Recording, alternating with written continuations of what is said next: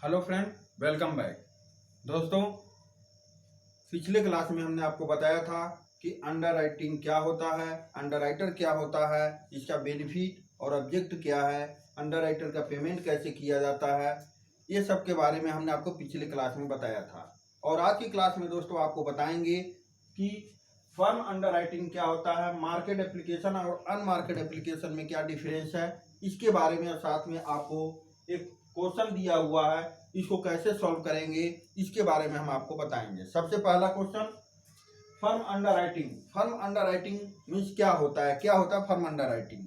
Firm under writing वो होता है जैसे कोई अंडर राइटर अगर किसी कंपनी के साथ एग्रीमेंट करता है, जैसे 10,000 शेयर अगर इशू कर रही हो कंपनी, और उसके लिए मान के चलें कि कोई ए अंडर राइटर है जो बी लिमिटेड से,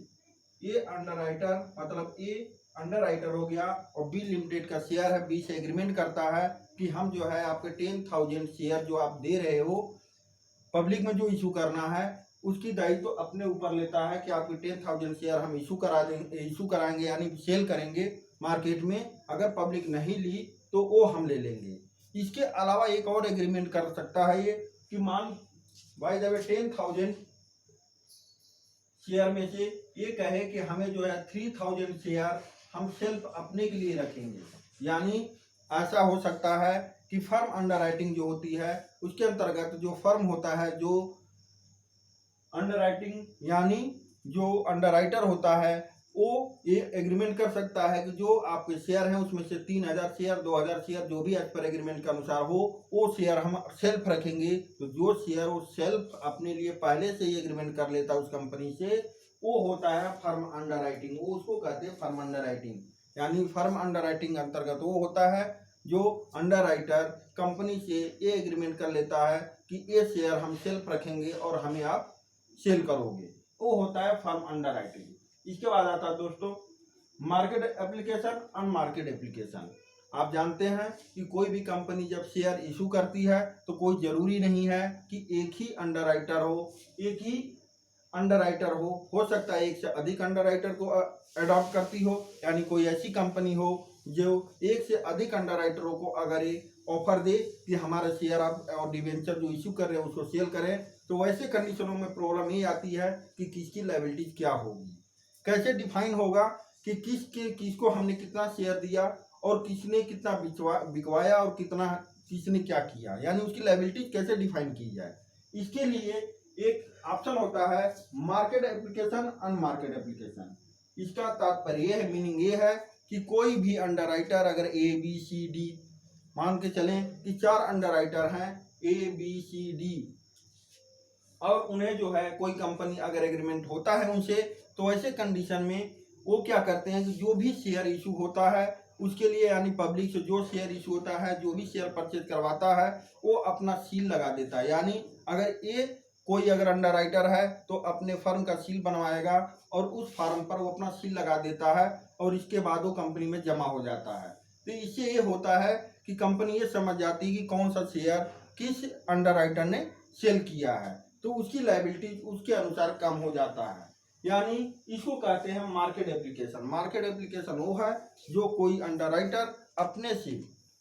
जो है अपना सील लगाकर मार्केट जो भी है मार्केट में शेयर इशू होता है और कोई शेयर लेता है, तो उसके एप्लीकेशन फॉर्म पर हर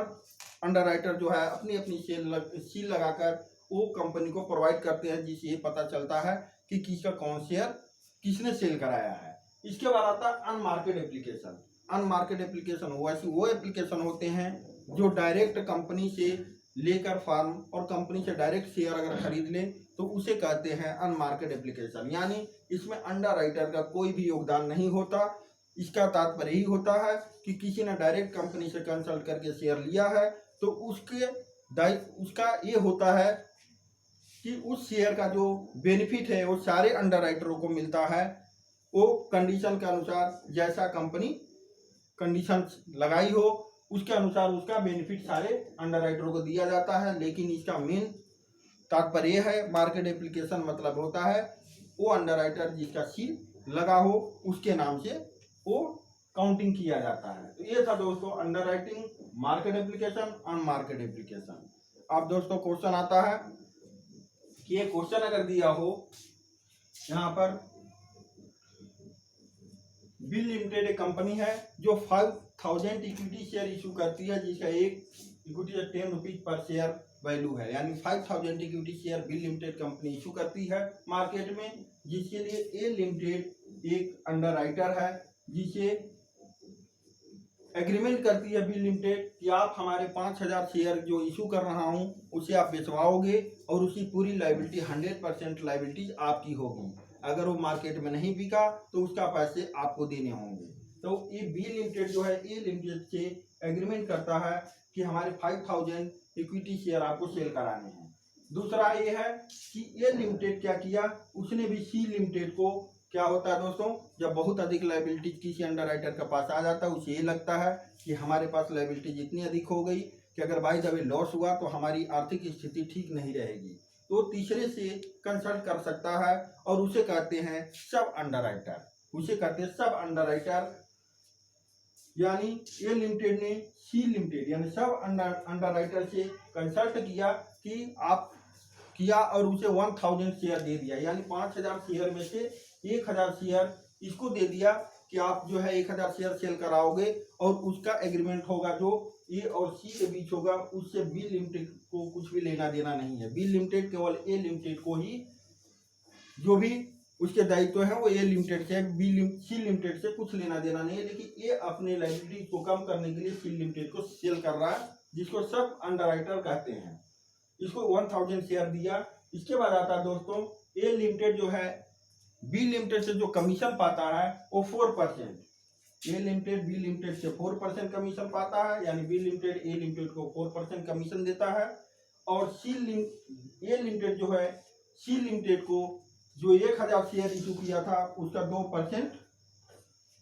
कमीशन देता है। इसके बाद आता है दोस्तों कि पब्लिक रिसीव शेयर, यानी कहने का मतलब ये है कि पब्लिक में जब रिसीव हुआ यानी टोटल शेयर इशू हुआ तो उसमें से पब्लिक ने केवल 2000 शेयर ही परचेज किए, 2000 शेयर ही पब्लिक ने लिया, बाकी 3000 शेयर ऐसे थे जिनका सेलिंग नहीं हुआ, तो 3000 शेयर का लायबिलिटी यानी 3000 शेयर की लायबिलिटी ए लिमिटेड पर आ गई, क्योंकि इसके साथ एग्रीमेंट था कि जो शेयर नहीं बिकेगा उसे आपको लेना होगा। अब आते हैं आगे ये दिया हुआ है कि ये लिमिटेड ने अपने शेयर को 8 रुपीज पर शेयर के रेट से सेल किया। जो शेयर बचे थे यानी 3000 जो शेयर था वो था किसके पास, 5000 शेयर था, 5000 में 3000 शेयर ए लिमिटेड को लेना पड़ेगा क्योंकि बी लिमिटेड के साथ एग्रीमेंट है, लेकिन ए लिमिटेड ने उसमें से 1000 शेयर सी लिमिटेड को दे दिया था। तो ये बाद में देखेंगे कि इसी भाग में क्या आएगा, लेकिन बी और ए के बीच जो एग्रीमेंट है उसके अनुसार ए लिमिटेड को 3000 शेयर लेने होंगे। इसके बाद आते हैं और ए लिमिटेड अपने शेयर बेचता 8 रुपये यानी 8 रुपीज पर शेयर पर, और सी लिमिटेड जो बेचता है वो 10 रुपीज पर शेयर पर अपने शेयर जो भी उसके पास बचे हुए हैं। अंडर राइटिंग एक्सपेंसेस 800 रुपीज है सॉरी। और इसके बाद दिया क्वेश्चन में underwriting account in the book of account, यानी अंडर राइटिंग अकाउंट बनाओ in the book of a account में। In the book of a account में हमें अंडर राइटिंग अकाउंट बनाना है। इसके लिए दोस्तों ये है डेबिट और क्रेडिट साइड। यहाँ पर याद रखिएगा ये जो अकाउंट बनता है अंडर राइटिंग अकाउंट एक सेम टू सेम P&L की तरह बनता है, जैसे बैलेंस जैसे प्रॉफिट एंड लॉस अकाउंट बनाया जाता है, लेकिन इसका उद्देश्य ये होता है कि इसमें अंडर राइटर ये जानना चाहता है कि हमारे ने एक साल में जो हमने बिजनेस किया या जो भी बिजनेस कर रहे हैं उससे हमें क्या बेनिफिट हुआ या लॉस हुआ, ये जानने के लिए अकाउंट बनाता है। सबसे पहले आते हैं क्रेडिट पक्ष में हमारा जो लिखा जाता है वो होता है अगर अंडर राइटर जो है अगर कोई इनकम होती है तो वो दिखाते क्रेडिट पक्ष में, जैसे कोई कमीशन अगर मिल रहा हो तो वो दिखाएंगे क्रेडिट पक्ष में। दूसरी चीज अगर शेयर अगर कोई ऐसा लिया हो जिसे उसने बेचा हो, यानी ऐसा शेयर जो उसे लेना पड़ गया हो बाद में उसने बेच दिया हो, तो ऐसे शेयर को वो क्रेडिट पक्ष में दिखाएंगे। इसके साथ अगर सब कॉन्ट्रैक्ट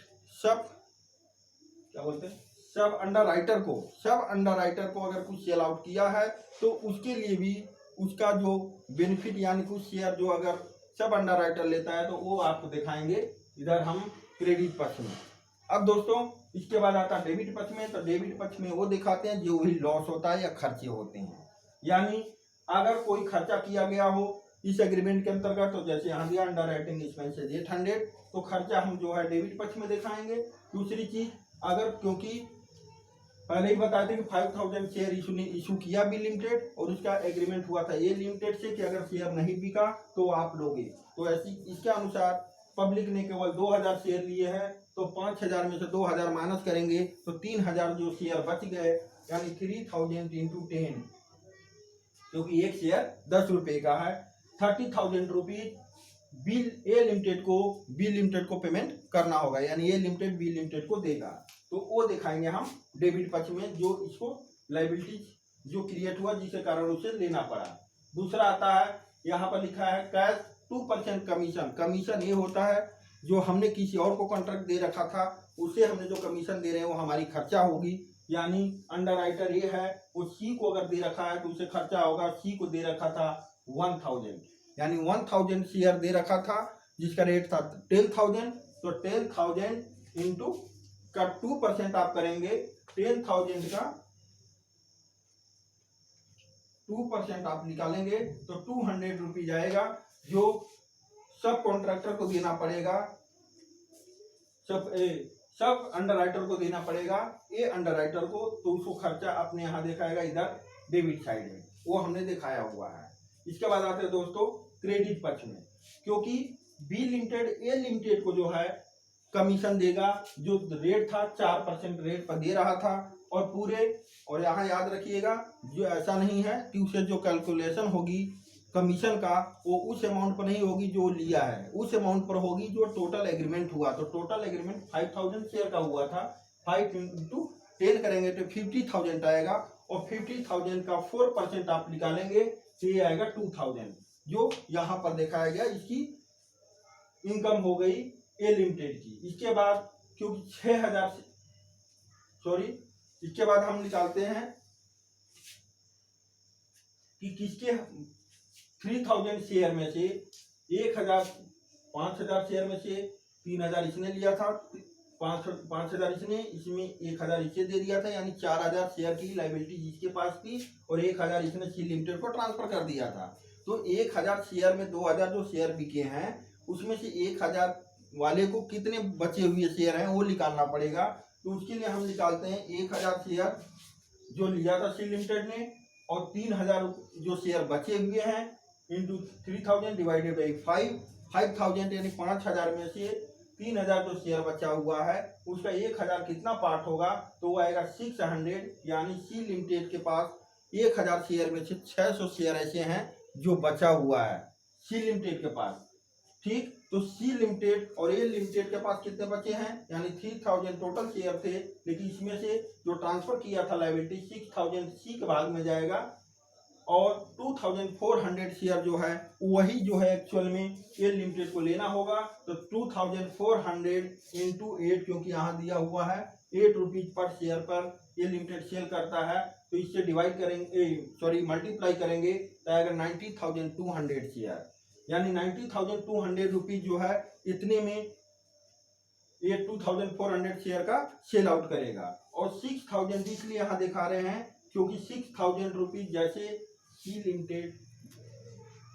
लिमिटेड बी लिमिटेड को पैसे प्रोवाइड कर रहा था, वैसे लॉस पर सी लिमिटेड जो है ए लिमिटेड से साथ एग्रीमेंट था, तो 600 शेयर इसके पास बचे थे, 600 शेयर सी लिमिटेड को लेना होगा, जो किस रेट पर था 10% 10 रुपीज पर शेयर के रेट से 6000 जो है इसे रिसीव होगा, यानी ए लिमिटेड को, तो ये अपने क्रेडिट पक्ष में दिखाएगा 6000, यानी टोटल ए लिमिटेड का जो है टोटल खर्चे हुए 31,000 टोटल खर्चे हुए 31,000, और डिफरेंशियल जो है इनकम, यानी ये कहें हमारा लॉस आ रहा है 3800 का। डिफरेंशियल अमाउंट जो आएगा बैलेंसिंग अमाउंट है, ये